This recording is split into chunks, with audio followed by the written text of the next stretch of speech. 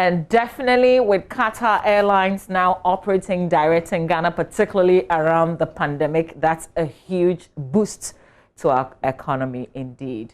Well, I've got a very important announcement, and I've been reminding you of this road closure. The Ministry of Roads and Highways and the Department of Urban Roads, in conjunction with QGMI, they are the contractors on this very important road, which is the Obechebi-Lamte roundabout. They are doing works on that project, and they're announcing that there is a temporary closure of roads, and this started a while back. It will end tomorrow, 1st of October 2020, which means that from 10 p.m.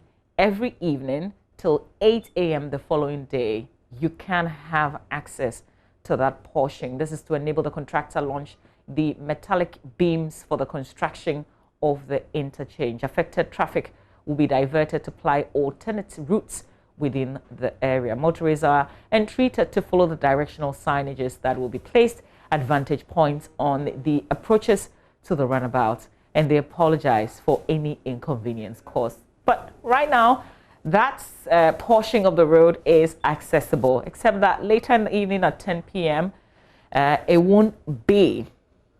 Okay, now our next conversation is with the Ministry of Monitoring and Evaluation. If you've kept your eye on that ministry particularly, if you've also joined the conversation in terms of how useful it has been or not, you can send us your thoughts on the show. And then also, they had a results fair yesterday where the DVLA and the Bets and Debts Registry updated on service delivery. If you monitored that, you've got questions on the back of that. My guest is Mr. Wiliam Kwesi Sabi. He's Deputy Minister, Ministry of Monitoring and Evaluation, also a Member of Parliament. Good morning to you, sir. Thank you very much for being here. The ministry was set up in 2011. No, 2017. Oh, 2017. We are very young. Yes, but you've been battling off with the issue of whether or not the ministry is useful. And there's Muntaka Mubarak in Parliament who also raised the issue of how unnecessary the ministry, the establishment of the ministry is. Just to remind us again what your mandate is, your core mandate. Thank you very much, and good morning to your viewers. I think the Ministry of Monitoring and Evaluation has had a lot of questions over this, not only from Honorable Muntaka, but from others. So I'll take advantage to also explain why we exist, or even why we were established. The Ministry of Monitoring and Evaluation was established in 2017 by the current president, His Excellency Nana Addo Dankwa Akufo-Addo. Now, what people should know at first, from the beginning, what I want to establish is that when government or governance of the country is given to anybody or any party, they come with their agenda, and with the agenda, strategies are adopted to be able to implement or execute the agenda.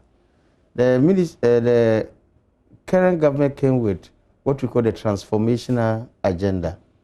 What it means is that the president aimed at transforming Ghana from its status to a higher level. And to be able to do that, government came out with a lot of implementation strategies, which we call flagship programs or development interventions. There are a lot of them, about 16 to 17 of them. These include the free SHS, one district, one factory, one village, one dam, etc., which many people are aware as of now. Now, to be able to effectively deliver and to be effectively able to track performance, the government established the Ministry of Monitoring and Evaluation. So what we do specifically, in the first place, is to track the implementation of these interventions and be able to update government on how far or otherwise we've been to. The other aspect of it is also to identify bottlenecks and be able to help actually modify projects when necessary, or also come out with strategies to improve upon implementation. The ministry has been, the mandate is to extend beyond these flagship programs to institute the culture of monitoring and evaluation in all the ministries and public agencies. This is because it's been realized that monitoring and evaluation play a very key role in any project or program implementation. Indeed, research has shown, sorry for that, research has shown that if you are able to do good monitoring and evaluation, you are able to reduce cost of project implementation by about 35 to 40%. That is, projects without monitoring and evaluation actually can increase your cost of operation. Indeed, this is why monitoring and evaluation has existed ever since. What many people didn't know, monitoring and evaluation has been part of our governance, and however, it was existing in the presidency as a unit. It is this government who actually elevated monitoring and evaluation to the ministerial status, and indeed made it a cabinet ministry, considering the importance it rules in government achieving, it plays in government achieving its objectives and goals. Okay, so can I just break a bit of what you've said down in terms of the role that you play in these social interventions, for instance? So if we take free SHS, because we know there's the Ghana Education Service, there's also the Ministry of Education. Yes. So what is your role specifically in terms of what you're monitoring and what you're evaluating and what your recommendations have been? Yeah, let me say that before the implementation of the free senior high school, the Ministry of Monitoring and Evaluation sat down with the Ministry of Education to develop what we call a framework for implementation. So we needed to come out with, establish the goals and objectives. We needed to come out with strategies or activities to be implemented with timelines, resources needed, and able to come up with even indicators and those things. In fact, we did it for all the flagship programs, and we came out with a document we call the Government Resource Framework. But because you're specifically talking of free SHS, that's what I'm doing now. Now, after we've done that, what we've been doing is periodically, then we go back to how far they have gone using the framework we have drawn, because they are not supposed to deviate from the framework, because it's like we have sat down and drawn something like an implementation plan. So any deviation means that we are not also going by, or we are not likely to achieve what has been. So we track the implementation, give them feedback in terms of reporting, and in fact, we don't do the monitoring or the tracking behind them. We do it with them. Okay. Then so that they are involved, because one of the objective of the ministry, one of the rules or the objectives, rules of the ministry is also to ensure that we train people in government agencies to be able to do effective monitoring and evaluation. So as part of our training, we do this with the implementing agencies. So when we do this and we identify any challenges, we then say that how do we, because the framework is just a plan, and you cannot assume that everything will be smoothly done. So if we, on practical basis, we are finding some challenges, we then look at how best do we surmount these challenges, and then we come out with something like improvement plans. Okay. Then we work towards that. Is this something that you share with us generally as citizens? No, the details of such things do not come out. We don't put it in the public domain. In fact, that is one thing people have blamed us of, and they are saying that they don't hear of us. And it's one of the reasons why maybe people like Honorable Muntaka were saying that we are useless. What is happening is that the Ministry of Monitoring and Evaluation more or less is like an internal strengthening mechanism for implementation of programs. Now, if I identify issues of implementation or implementation challenges, it is not in the interest of the public to know challenges, but it's the interest of the implementer to actually know what to do to improve upon. Of course, if things have become so difficult and they have to make their challenges known to the public, it's because of this that we are doing that. And that one, it behoves on the implementing agency. That's the ministry. That is why, if you realize, when the numbers were overwhelming, at some point in time, after the first year of implementation of the senior high school, it became clear that the numbers were coming up to the extent that we couldn't have absorbed all the students into one academic year or one stream. So it came that they have to then come out with a double track system to ensure that we don't leave some students out. But at the same time, we also do not overcrowd the school such that it will affect the quality of teaching and learning. And that is why they came out with double track. So we didn't come out with any strategy for implementation to solve that. But the ministry came out. It was because we had identified these issues. And then we have discussed. So you identified the issues, but you didn't come up with the double track? No. Okay. The implementation agency does. That's why it was the Ministry of Education that came out with this kind of strategy as a means of overcoming the issue of overcrowding or, let me say, excessive subscription. Okay. Because so many students were coming to the extent that, and it was difficult to just tell somebody that no, you don't have an opportunity. It's difficult, so they have to find out. I get a sense that a lot of what you do will not be known to us because it's more backdoor. Yes, more backdoor. Behind the scenes. But what we do is so the ministry reports directly to the president and cabinet. Okay. We don't report. We don't come out to the general public because I said it in trees somewhere that if you say tomago, that is when you are internal issues are dealt with internally. You don't go out to tell others, especially when they cannot do anything about what you're observing. You tell the relevant body. So normally we present our reports to the president and to cabinet, and then it's not a secret thing. That's what I'm saying. Okay. In fact, all ministers or cabinet ministers are there together with the president, vice president. Then we present the results on each of the programs, and then we discuss them. Questions are raised, and then we come out with what do we do then to improve upon the situation, so that it doesn't become something like you are doing it behind that person, or it's not an accusation, it's not a fault finding. It's about determining or coming out with challenges and then coming out with possible solutions. Okay. So to us, it's government. It must be done. And government has determined that it must be done. We have identified that the objective is good. It's going to help Ghanaians. Therefore, it must by all means be done. So if there are challenges, we should find means of identifying the challenges and come up with strategies to implement such that Ghanaians benefit. Okay. There were rumors before that you're also evaluating the work of ministers. Ministers of states. Yeah, I think that I like the way you put it, rumors. That is not it. That becomes something like an HR function. Trying to evaluate the performance of the ministers themselves becomes like performance management. We are not doing that. We are actually doing monitoring evaluation of the projects that are being implemented. So so what we do is about what we know you are doing. We have sat down and agreed with you as how it should be done.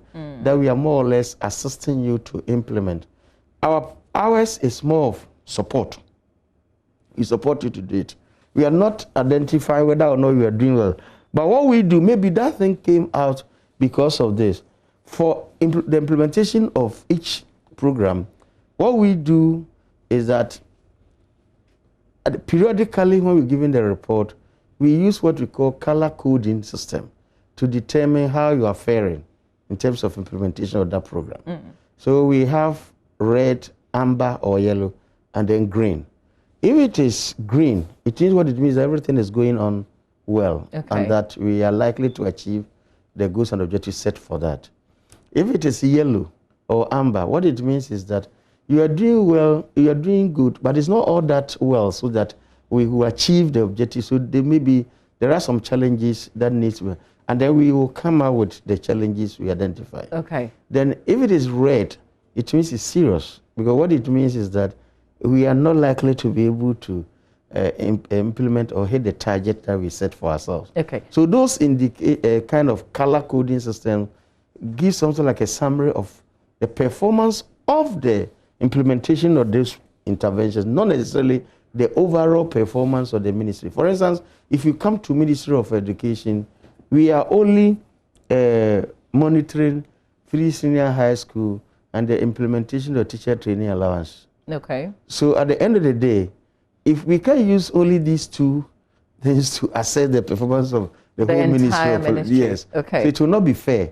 But we can talk of the areas that we are looking at, okay, and how we think is going. Okay, so you're concentrating on those interventions in these specific, in all the ministries, really? In all the ministries, okay, mostly.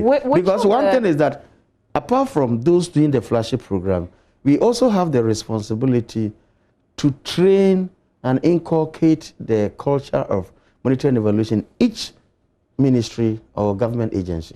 Okay. So we have to do training. We have to. In fact, we have developed what we call M&E policy for the country. It's yet to be approved. So it's going to cabinet for approval. It becomes the policy to be implemented in the country. So that in the policy, the aim is that we have to insist that in every government intervention, government program, or the governance structure, there should be monitoring and evaluation system. Because we've realized that if we do proper monitoring and evaluation system, we become more efficient and effective. We reduce cost.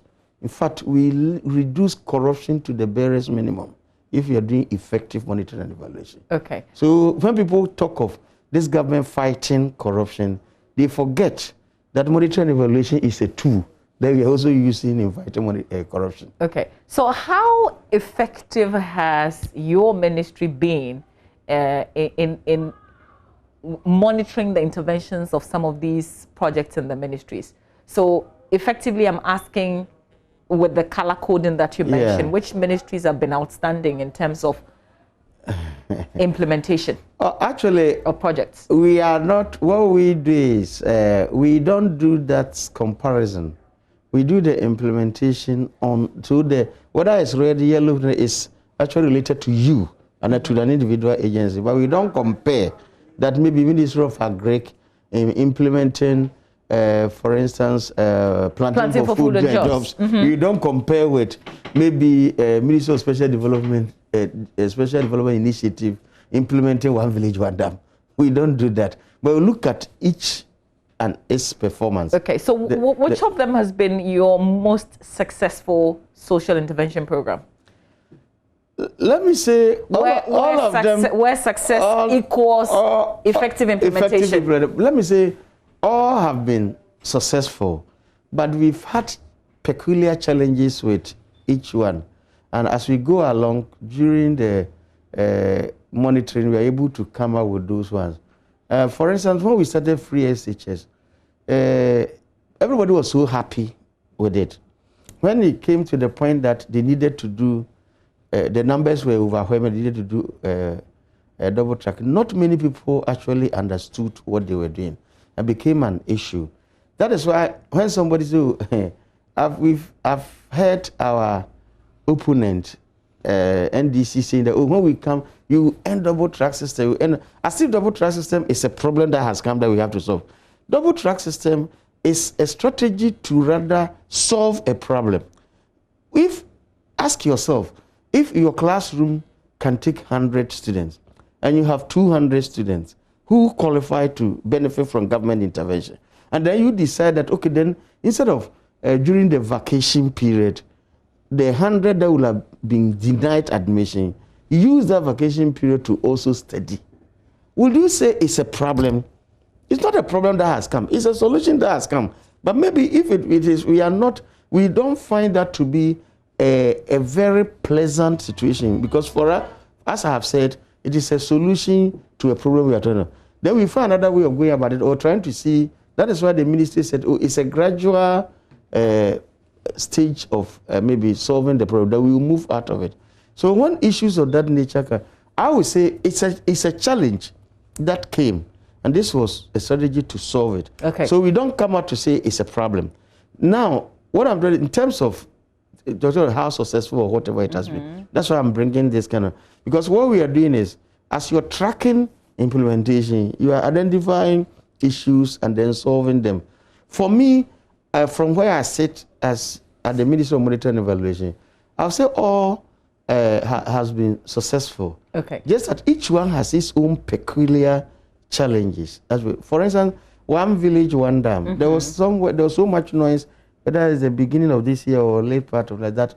They are doing dugouts and not dams and those issues. Now we needed to clarify the issue from our monitoring and evaluation. Indeed, even within that period, we had to organize what we call rapid monitoring on the field to ascertain whether or not what people are saying is the truth. Because from our monitoring, we had not identified it. But what we identified from that one, they were at different stages of implementation.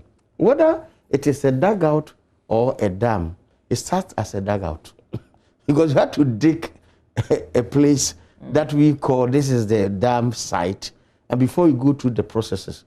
Let's also admit that the ministry has come out that not all that they were doing were dams. They were doing dugouts and dams, but they identified that there were differences that came. So we had to then ask them to come out with clearly what they say it is a dam and what they say is a dugout. Because they look at the goal for doing that. Then they look at what particular point in time, what can be done to solve the problem at the time. So you cannot say that because this particular one didn't meet your expectation, maybe it is not right. But it is meeting the goal or the objective for which that intervention was done. Let me also ask the direct link with the results fair and your ministry. Good. What's the connection? Yeah, the results fair is actually organized by the Ministry of Monitoring and Evaluation. The reason we do that results is one of our mandate is to ensure interaction with the citizenry. Government interventions should not be implemented in isolation. They are doing it for the people. So at some point in time, first of all, we need to get feedback from the general public on what has been done, how they see it. We need to also assess what we have done, what has been the effect or the results on the people. Because for us, when it comes to monitoring and evaluation, we are not just interested in good implementation or something has been put in. We ask, and so what? When it was implemented well, what happened? Because the objective of it was not to say that somebody has implemented the program well. We are looking at the effect it has had on the people. The effect it has had on the people. So we actually have to sit down and identify the effects and then bring it out, because many people don't even know, but they don't actually realize it. Sometimes somebody says, until you are very hungry, you don't know that lack of food in the house is a challenge. so when the food is already always there, you don't even see the importance. So when you do that, you have to draw people's attention that this has been done. And this is why maybe you are finding this or you are not finding this particular challenge. So the results here is emphasizing the impact of those interventions or activities on the lives of the people. Is it always positive? You definitely can have some negative impact, but that is not our aim. For us, we see that one as a challenge of implementation, and therefore it needs to be corrected if there should be any negative impact. But if you're doing a fair assessment of a policy that has been implemented, you should also put up the negative impacts. Oh yeah, that's what I'm saying, that I wouldn't like to term it negative impact, but I see it as a challenge of implementation. That is why this results fair, we always make it interactive. We take comments, contributions, and questions from the whole Ghanaian population. So even when we are restricted to do it virtual under the circumstance, we still make it accessible, make it possible. Yesterday, for instance, the program, we were on Facebook Live, we had Twitter, we were having WhatsApp Lives, we were having people who were watching us, so they could make their contributions aside the people who were in the main room. Was it a fair representation of the true views of the people? Because the fact is, you're a government agency. I mean, you are a ministry of a government. Yes. So there's that perception sometimes that this could also be organized to make it look all positive, when really people have reservations. Yeah. Indeed, one thing with monitoring and evaluation, that is why the president is particular about it. In monitoring and evaluation, you can't lie. You can't stage it in the sense that you are talking of something that has been done, which is there, and you are commenting or getting feedback about it. So it's very difficult to stage it or dramatize it. You need people to come up with the... For example, yesterday's fair, we had comments from all over the country. We didn't know the people were asking. I was in the evening when we closed, I would say, oh, I'm happy because we had comments from Brekum, Bono region. We have comments from Takrade, we have comments from Cape Coast, we have comments from Uho, we have comments from Tema and Accra here.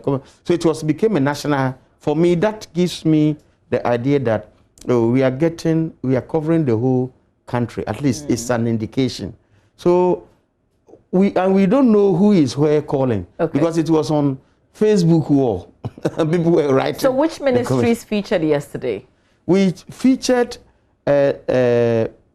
Ministry of Local Government, Ministry of Foreign Affairs and Regional Integration, and then Ministry of Transport. Okay. However, we didn't feature the whole ministry. We feature some specific programs were in place. So it was their agencies.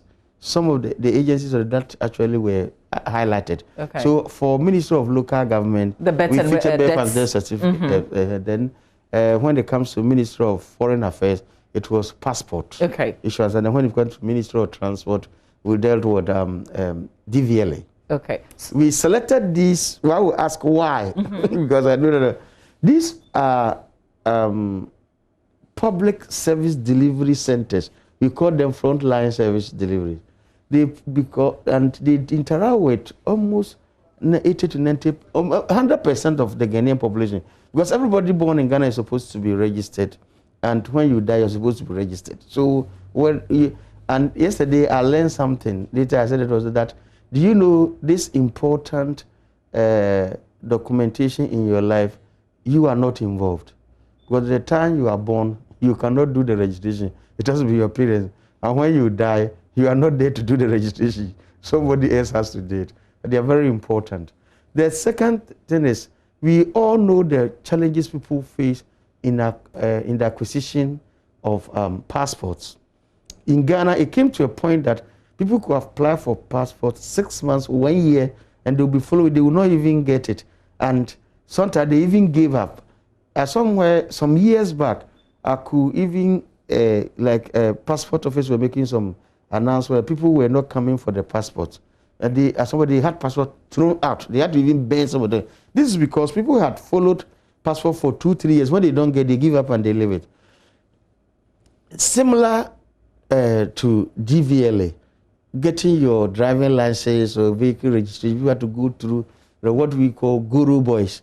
And then they will come and charge you something that will cost you about 200, 300 cedis. You either pay maybe 1,500 or 1,000 cedis, but you get a receipt for 300. So this, as part of a program to improve the services from these people, the government of Ghana came out with a program called Public Sector, how do you call it? Review for Results. Okay. It's like a reform for results project. Public sector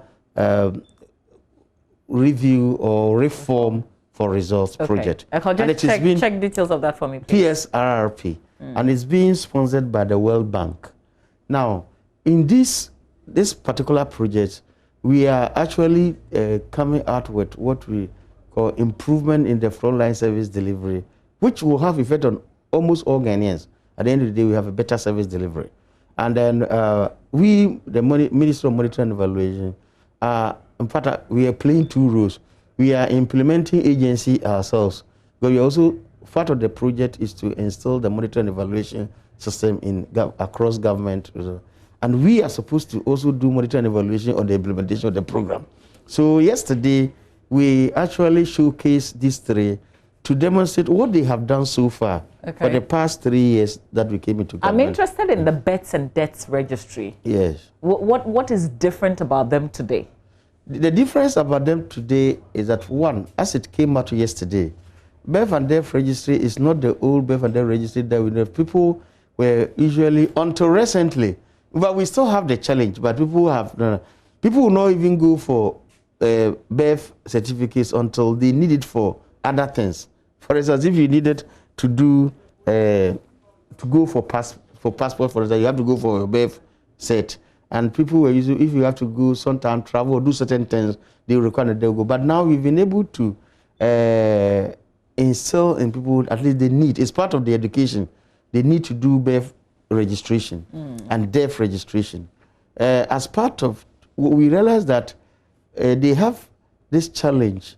People are not doing because their services were in itself not attractive to people there. Because when you go to even the offices of the birth and death registry, the manual system they've been using, now we've been able to come up, we are trying to digitize what they are doing and making it easy for one to access and linking their services that, because at first people could register, somebody could register in my hometown, Wemfie, in Doma, get birth certificate. At some point in time, when he can't find it and he comes to Accra, he can just register here and get another birth certificate. Yes. So the same person has, and then when he moves to Tamale and he needs it, he will do that. You now can't do that today? Yes, the system is linked that if you do that, it will show that you have birth cert. So you only need to, if you have missed it, you go for what we call extract.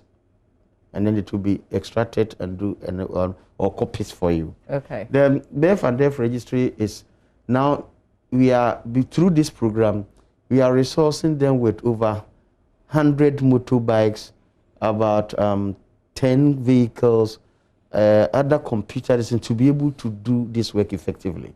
We are also, when you come to, I think the issue of DVLA has come out very, now people know that instead of at first going to be in a queue, going to Guru Boy, you can even sit at home and apply for registration of your vehicle online. And that is possible. And the same way as your driver's license. You only move there when it has to do the test drive and those things to be able to get your license. And if it's a vehicle, you go for examination. Now, they've been, with this project, they've been able to decentralize their system such that not everybody goes to the DVLA office directly to do, even test the cars. They are private. They have had some kind of partnership with private providers, and therefore you could even do their testing and everything. This has actually brought, these are the things we look for, the results. So what? When they did this, so what? Okay. So it has brought convenience to the extent that yesterday there was a documentary shown, and some chief and other people were coming with how easy it has been for them to acquire this document. Passport, for instance, you can also apply online. Now you apply online, they will book date and time for you. So you go there specifically during that time to do what you need to do, and you go back. Okay. So you don't need to go through any Guru Boy. And you pay the statutory charge, which is more convenient. Were there recommendations from those who were monitoring the exercise virtually in terms of the comments that were coming? In terms of the comments, I think most of them were questions. Okay. People wanted to know more because people were asking for the cost of doing passport now, for instance, as against previous. And the Deputy Minister for Foreign Affairs was the Honorable Ametijani, and he gave the details. People asked for acquisition of licenses, and that one too. The Deputy Chief Executive for this was there. He also gave. Okay. So they were able to provide. It was mostly, you could see that people were happy with the service, but they were asking questions about how best they can enjoy better. Okay. The others were so that despite the distance, they have had some challenge.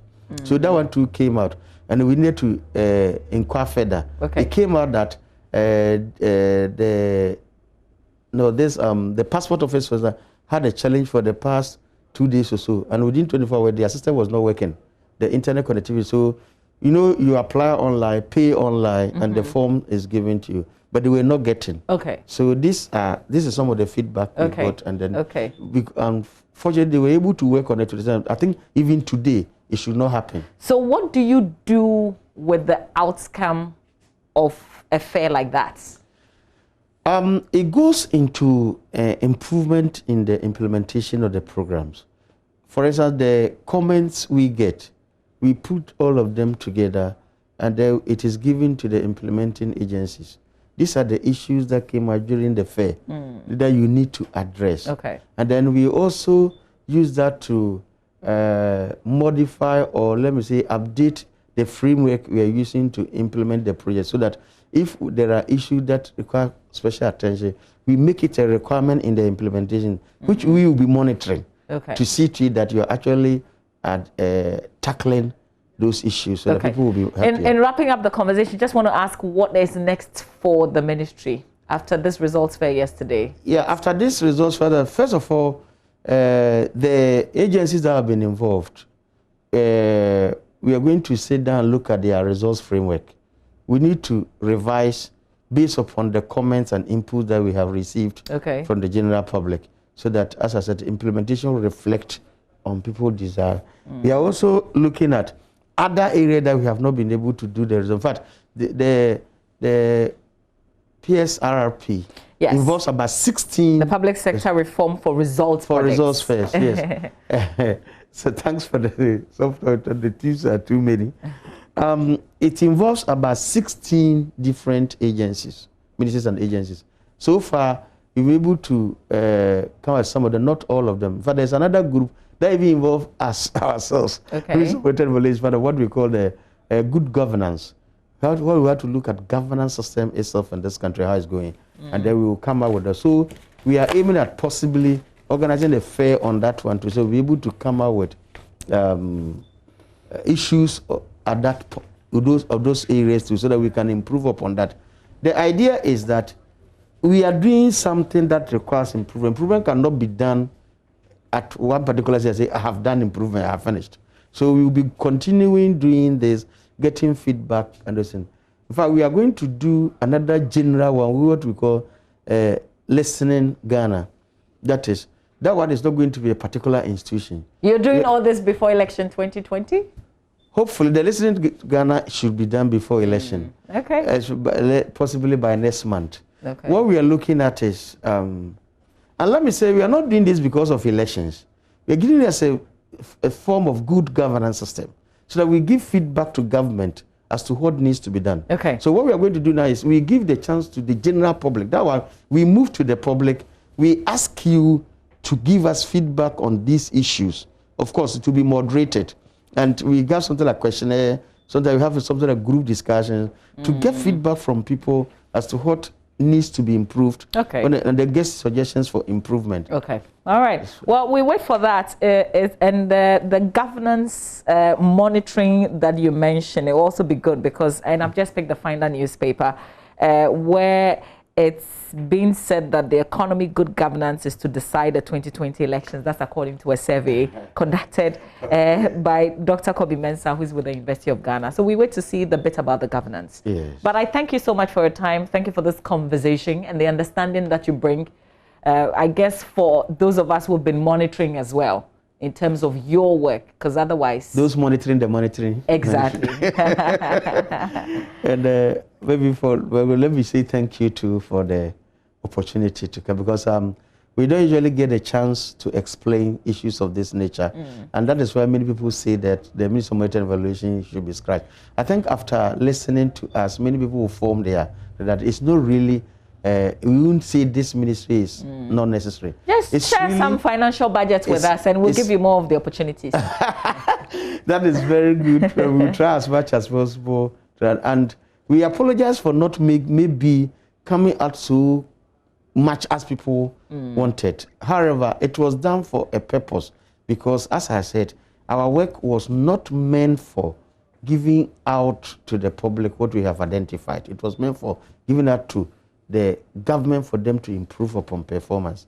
It's because we've done this well that we are asking that they should give us 4 more years so we'll be able to do more. Because with what no government has ever done, a government that subjects itself to the assessment of the people. We see that only during elections. But this government has set a whole monitoring and evaluation system. Look at what I'm doing. Give me feedback. If anything is going on, let me do that. So it's a sign of... So give 4 more years to Nana, and he will do better and more. We thank you for your time this morning. My guest, a Deputy Minister of Ministry Monitoring Evaluation, but who is also Member of Parliament for Doma East Constituency in the Bono Ahafo region.